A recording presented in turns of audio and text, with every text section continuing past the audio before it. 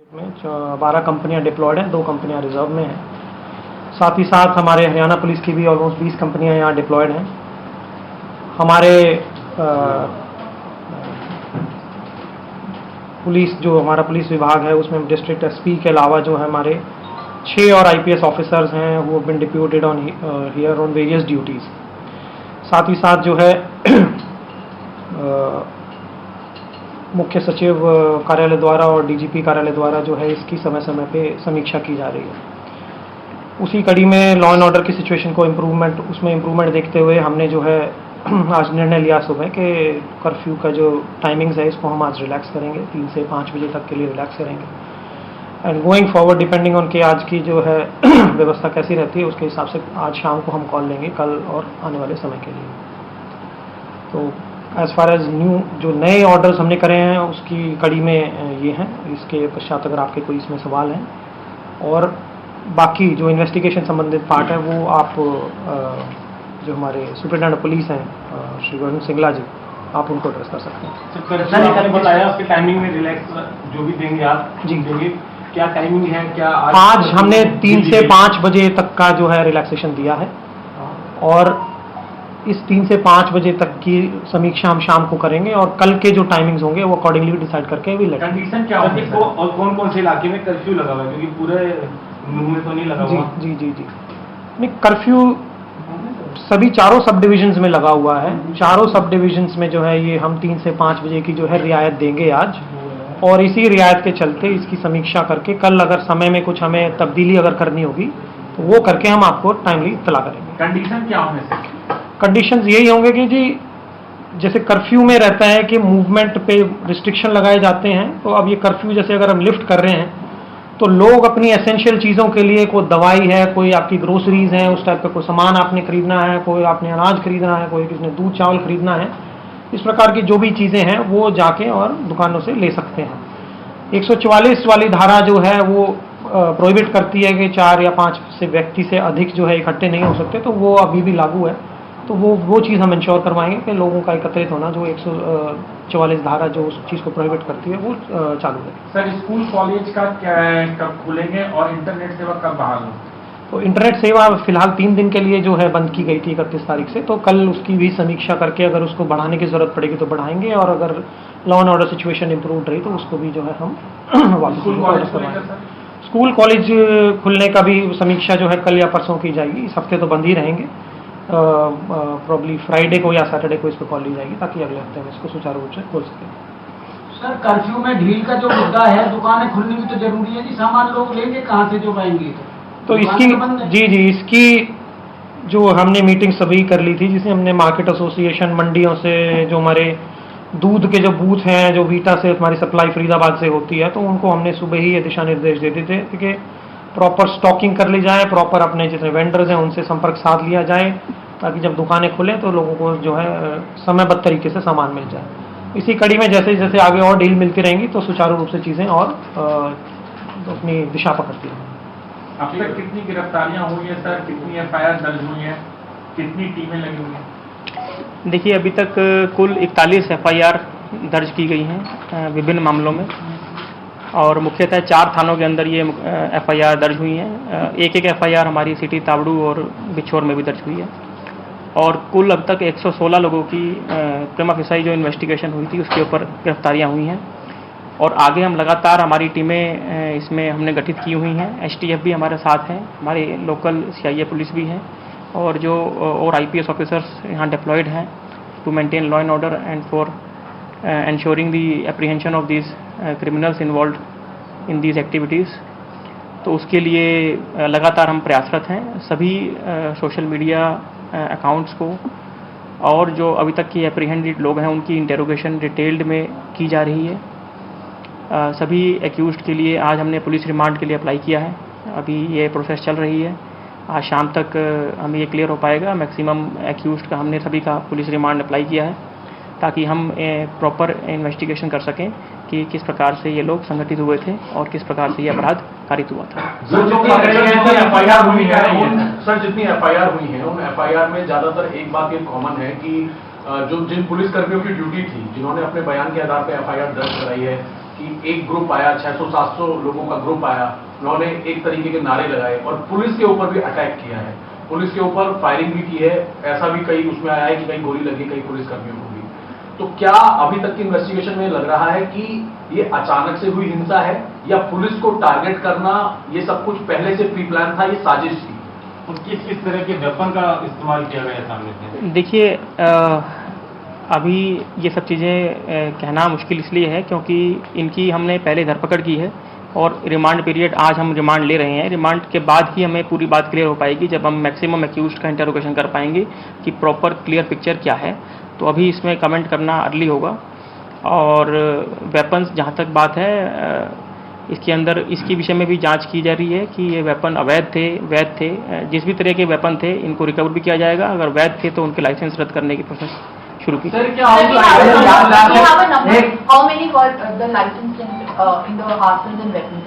Do we have a number कि कितने थे legalized और कितने नहीं? नहीं, ये नंबर तो, ये तो इन्वेस्टिगेशन के अंदर जो वेपन्स रिकवर होंगे, वो वेपन्स के बारे में मैं कह रहा हूँ कि वो वेपन्स कितने हमारे लीगल, जो भी लीगल भी होंगे उनके लाइसेंस कैंसिल किए जाएंगे, जो इलीगल होंगे उनकी रिकवरी की जाएगी। बड़ा सवाल है, हिंसा से पहले 30 तारीख को ही तमाम वीडियो वायरल हो रहे थे अलग अलग कि वहां पर पहुंचना है। क्या ये जानकारी पुलिस प्रशासन को नहीं थी? पुलिस प्रशासन कहाँ थी? फोर्सेस कहाँ पर थे? और जिसमें से ये हिंसा इतनी बड़ी हो गई, और क्या पुलिस दोनों तरफ, क्या पुलिस को जानकारी से भड़काऊ जो सोशल मीडिया पे चल रहा था, इस तरह की बातें थी, तो क्या उनकी भी कहीं इसमें इन्वेस्टिगेशन चल रही है? क्या उनकी भी कोई गिरफ्तारी हुई है? खासतौर पे जैसे बिट्टू बजरंगी है, उन्होंने कुछ गलत अल्फाज कहते हैं कि मैं ससुराल जा रहा हूँ, कई चीजें हैं। एक आपने क्या नाम है, मोनू मानेसर वाली बात थी, उसने कहा कि मैं वहाँ पहुँच रहा हूँ, तो वो नहीं पहुँचे, वो अलग बात थी। तो क्या इनकी भी बातें दोनों तरफ से उनको भी चेतावनी दी है, खासतौर पे जिसकी वजह से भड़का है, जो हालात दिख रहे हैं? क्या देखिए, ऐसा है कि इस तरह की यात्राएं पहले भी मेवात में हुई हैं और बहुत पीसफुल तरीके से यात्रा कंडक्ट हुई है। पुलिस फोर्स हमेशा से मुस्तैदी से काम करती आ रही है और पूरी डिप्लॉयमेंट हमारी इस बार भी थी। करीब 800 के करीब टोटल मैन पावर पूरी यात्रा में डिप्लॉयड थी। क्योंकि यात्रा का स्पैन लंबा था तो जाहिर सी बात है कि फोर्स जो है अलग अलग एरियाज़ में डिप्लॉयड थी। तो पुलिस ने पूरी तरह से अपनी कोशिश की थी कि किसी भी तरह की अनटूवर्ड इंसिडेंट ना हो। इस तरह के पहले भी बहुत सारे इश्यूज हुए हैं जहां पर पुलिस ने इसी प्रकार से मुस्तैदी से काम करते हुए और लॉ एंड ऑर्डर को बचाया है। लेकिन समटाइम्स थिंग्स जो हैं वो जो जिस तरह का रिएक्शन यहाँ से आया उसमें ये वायलेंस हुई है और यही हमारा इन्वेस्टिगेशन का विषय है कि ये किस प्रकार से हुआ। ऑडियो सामने आ रहे हैं जिसमें कह रहा है कि यहाँ मंदिर के पास पहुंचिए, वहां पर लोग इकट्ठा हो रहे हैं, तमाम मैसेज आ रहे हैं सोशल मीडिया पर, तमाम चीज जो वायरल हैं। क्या इसकी जानकारी आप लोग तक थी या नहीं थी? सर, यात्रा संवेदनशील इलाकों से निकलनी थी, इनपुट आप लोगों को आ रहे थे, लेकिन जिले के दोनों बड़े अधिकारी छुट्टी पे थे, तो ये क्या एक्शन लेने में देरी नहीं हुई इस चीज से? क्योंकि हम खुद मौके पे थे, हमने देखा हिंसा को शुरू होते हुए और अंत तक हम देखे तो एक्शन होने में काफी डिले हो गया। लोगों का आरोप है कि 25,000 लोगों का आने का दावा था, सिर्फ 800 लोगों की फोर्स, क्या ये पूरी थी? नहीं, मैं जवाब देता हूँ इस चीज़ का कि जैसा कि मेरे साथी वरुण ने बताया कि इस टाइप की और भी यात्रा जो है यहाँ पे कोई पहली दफे नहीं है कि इस टाइप की यात्रा हुई है। पिछले साल भी यात्रा हुई थी, इस कड़ी में इस साल भी इस टाइप की यात्राएं हुई हैं। इस टाइप की यात्रा जब होती है तो पूरे रूट को सेक्टर्स में डिवाइड किया जाता है, पर्याप्त मात्रा में पुलिस फोर्स लगाई जाती है, ड्यूटी मजिस्ट्रेट्स लगाए जाते हैं। परंतु ये जैसा कि इन्होंने बताया, ये जांच का विषय है कि एकदम से ऐसे कैसे फ्लेयर अप हो गया कि इतने व्यक्ति वहां पे पहुंच गए। ये जरूर हम मानते हैं कि जैसे हमारी पीस कमेटी की जो मीटिंग है, इस जैसे जितनी भी इस टाइप की रैलियां जो होती हैं उससे पहले पीस कमेटी मीटिंग्स भी होती हैं। तो इसमें भी 27 तारीख को पीस कमेटी की मीटिंग हुई जिसमें कि दोनों समुदाय के लोग मौजूद थे। कुल लगभग 30 से 35 व्यक्तियों की उसमें भागीदारी थी और ये कोई पहली पीस कमेटी मीटिंग नहीं है। हम ऑलमोस्ट एवरी फोर्टनाइट या 15-20 दिन में एक हमारी रेगुलर मीटिंग भी होती है, इन एडिशन टू जो ये इसी यात्रा के अगर संबंध में मैं कहूँ तो पीस कमेटी की मीटिंग भी हुई है, उसमें भी सारे विषय जो है डिस्कस हुए हैं। उसमें भी जो लोगों ने बातें रखी थी वो भी डिस्कस हुई हैं। फिर यात्रा जिस प्रकार से हमने बताया कि इस प्रकार की यात्रा पहले भी हुई हैं और उसी के चलते उसी की कड़ी में जो है सारी तैयारियां और कार्रवाई इसमें की गई। अब ये जांच का विषय है कि एकदम से जो है ऐसे कैसे एक इंस्टेंस एक जगह पे कैसे फ्लेयर अप हुआ, ये जांच चल रही है, जैसी जांच का उसमें कोई वो आएगा तो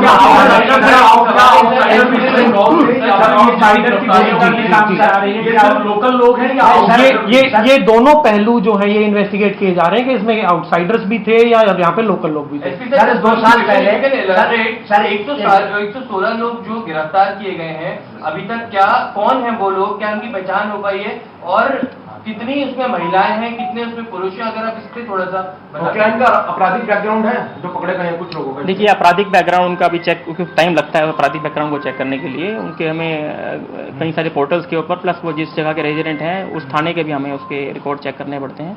तो आपराधिक रिकॉर्ड अभी तक हमारे पास उसकी पुष्टि नहीं हो पाई है। और इसमें महिलाएं नहीं हैं, इसमें युवा वर्ग है और सभी लोकलाइट हैं।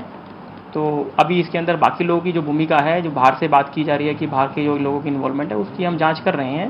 पुलिस मुस्तैदी से लगी हुई है, सभी टीमें इसमें जो हमारी CIA की भी हैं और जो STF की भी हैं, वो पूरी तरह से इसमें हर एंगल को जांच कर रहे हैं और बहुत जल्दी जो है हम आपको पूरी नाबालिग बच्चे भी दिखाए गए हैं क्या? आपको नाबालिग बच्चों की गिरफ्तारी हुई है क्या? तो जिस तरीके से वीडियोस में दिख रहे हैं। देखिए, ऐसा है कि अभी जो अरेस्ट हुए हैं वो उसमें हमारे जो मेल एडल्ट्स हैं वो अरेस्ट हुए हैं और बाकी जो भी इन्वॉल्व होंगे, चाहे नाबालिग बच्चे भी हैं, जिनकी भी भूमिका निकल के आएगी, वो सभी की गिरफ्तारी है। सर आपका कहना है कि आपकी 800 लोगों की तैनाती थी, 800 आपका पुलिस बल था। नलहड़ मंदिर की जितनी वीडियोस आई हैं, हम खुद उस मंदिर के अंदर मौजूद थे। नलहड़ मंदिर की FIR में भी पुलिसकर्मियों ने यह लिखवाया है कि किस तरीके से खेतों के जरिए और पहाड़ी के जरिए टारगेट किया गया, मंदिर को फायर किया गया, एक तरह के धार्मिक नारे लगाए गए और वहां पर जो हवाई फायरिंग हुई उसमें आपको लगता है कि आपकी पुलिस फोर्स वहां पर मंदिर में बिल्कुल भी नहीं थी? शुरुआत में बहुत गिनती के पुलिसकर्मी वहां पर थे, जहां पर इतने सारे इस यात्रा से जुड़े हुए लोग और बाकी की जनता थी, वो चारों तरफ से घिर चुके थे और जब उन्हें निकाला गया वहां से, बहुत बाद में जाके निकाला गया, तो भी बहुत गिनती के वहां पे कमांडोज थे और बहुत रिस्क में रख के लोगों को बाहर निकाला गया। नहीं, ऐसा नहीं है। जैसे बता रहे हैं कि जो मंदिर की जो बात कर रहे हैं आप, मंदिर से यात्रा शुरू होकर फिरोजपुर झिरका तक जानी थी, तो ऐसा नहीं है कि पूरी पुलिस फोर्स जो है मंदिर पे ही डिप्लॉयड थी। पुलिस फोर्स पूरे रूट पे डिप्लॉयड थी। और जो आप बता रहे हैं, जब ये व्यक्ति वहां से निकाले गए थे तो उस दौरान ऐसा नहीं है कि वहां पर्याप्त मात्रा में पुलिस बल मौजूद नहीं थी। उस दौरान वहां पे कमिश्नर ऑफ पुलिस फरीदाबाद स्वयं मौजूद थे। उस दौरान वहां पे एडजॉइनिंग डिस्ट्रिक्ट के 2-3 SPs मौजूद थे। वहाँ हमारे सिविल प्रशासन के SDMs मौजूद थे। वहाँ पे पर्याप्त मात्रा में वहाँ पे बसें पहुंचाई गई। तो ऐसा नहीं है कि जो है पर्याप्त मात्रा में वहाँ, परंतु जैसे आप समझिए कि पूरा रूट पे जो है पुलिस प्रोवाइड की जाती है, कोई एक स्पॉट पे प्रोवाइड नहीं की जाती। वो ये था कि यात्रा वहां से शुरू हो गई और फिर उसको झिरका तक जाना। सर यात्रा का सर पहली हिंसा हुई और देखते ही देखते 15 से 20 मिनट में हिंसा कई और जगहों पे हुई। तो क्या आपस में कोई कनेक्शन है? जो अलग अलग जगहों पे जिन लोगों ने, जिस भीड़ ने हिंसा की, आपस में कोई कम्युनिकेशन था इनका? नंबर 1। नंबर 2, कितनी PCR कॉल उस दिन पुलिस ने रिसीव की और सर कितनी देर तक हिंसा चली और कितनी कब तक पुलिस ने कंट्रोल किया? देखिए, ऐसा है कि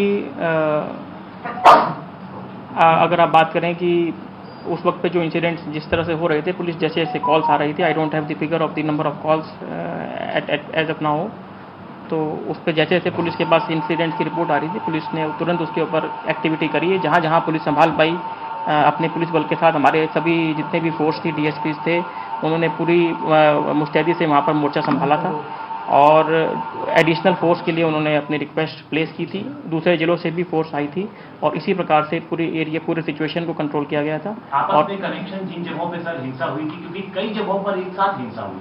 देखिए, मैं बार बार आपसे वही कह रहा हूँ कि यही तो हमारा इन्वेस्टिगेशन का एक प्रमुख जो विषय है कि ये लोग जब जिस तरह से इकट्ठे हुए हैं, ये किस प्रकार से किसकी कॉल पे इकट्ठे हुए हैं और किसने इनको मोबिलाइज किया है और किस प्रकार से आपस में इंसिडेंट्स कनेक्टेड हैं, ये एक बहुत ही डिटेल्ड इन्वेस्टिगेशन का विषय है। इसके बारे में आज एक कमेंट कर पाना हमारे लिए बहुत मुश्किल है।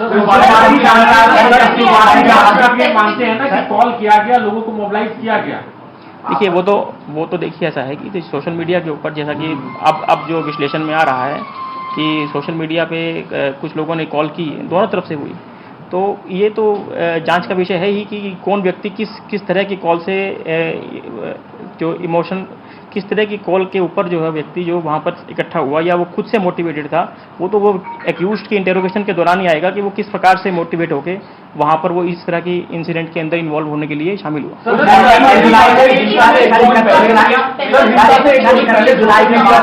सोशल मीडिया पर दोनों तरफ से चल रहा था। सुन लो भाई, सर सोशल मीडिया पे जो दोनों तरफ से चल रहा था, जुलाई के बाद भी कोई हुआ, एक-एक करके बताएंगे तो आई थिंक यात्रा के दौरान उनके हाथों में हथियार और तलवारें लाए थे, वो सोशल मीडिया पर भी है और यात्रा के दौरान जो फोटो भी है उनके, तो ये पावर किसने दी थी हथियार लाने की और तलवार लाने की? और सर जिन लोगों ने हमला किया, ये अवैध कट्टे, छतों पर ये ईंटें, क्या ऐसा इंटेलिजेंस फेलियर था कि यात्रा के जब यात्रा निकलेगी तो जिन लोगों ने पथराव किया या फिर जो अवैध कट्टे, जो एफआईआर में लिखा हुआ है पुलिस कर्मियों ने कि अवैध कट्टे लहराते हुए फायर किया गया, ऐसा इंटेलिजेंस नहीं था कि इस इलाके में इस तरीके के अवैध कट्टे और पत्थर रखकर पहले से तैयारी थी? क्या ऐसा आप लोगों को लगता है साजिश थी? देखिए ये जो कह रहे हैं कि क्या रैली में हथियार लाना अलाउड था, ऑफ कोर्स रैली में कोई हथियार जो है शोभा यात्रा है, इसमें कोई हथियार लाना अलाउड नहीं था, परंतु अगर कोई लेके आया है उसका कोई अगर डॉक्यूमेंट्री एविडेंस या कोई ऐसी चीज आती है तो पुलिस इन्वेस्टिगेट कर रही है उस चीज को।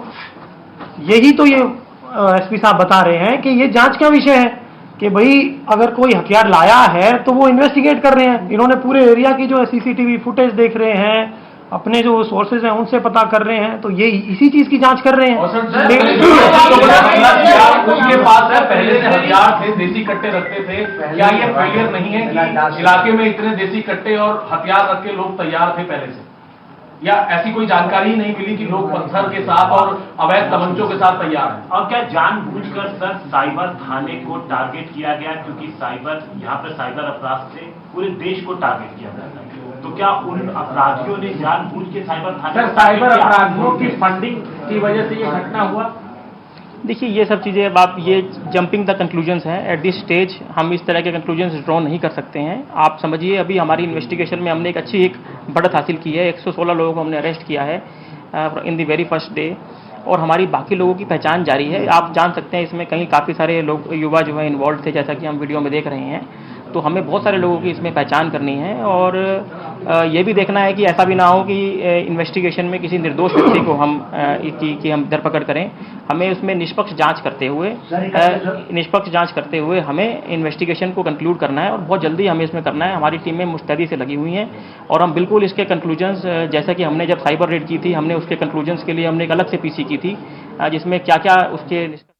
Okay, we're hearing there a very, very important press conference from the new SP and the new DM. They're both being faced by multiple questions from reporters on Monday's incidents. Now we're going into a short break. On the other side, more of the country's top stories. This is CNN News 18.